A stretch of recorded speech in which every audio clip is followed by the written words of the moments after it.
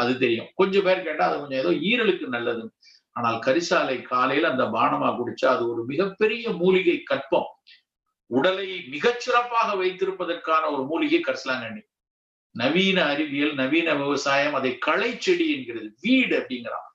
நாம அதை கல்பம் என்று கொண்டாடி இருக்கிறோம். தேகராஜன், கரிசலாங்கண்ணியோட இன்னொரு பேர் தேகராஜன். தேகரா சச்சுரதம் தில்லிய நேர் கூட்டி பாகமுற காட்சி பருகுவார் காகம் உணும் சளி தீரும்னு பாடியிருக்காங்க சித்த மருத்துவத்துல.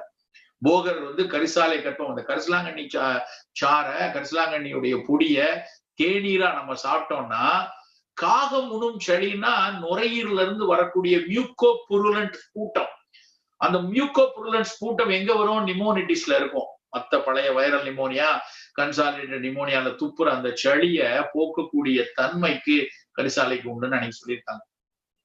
ஒரு பாடல சொல்றாரு, குருதிதனில்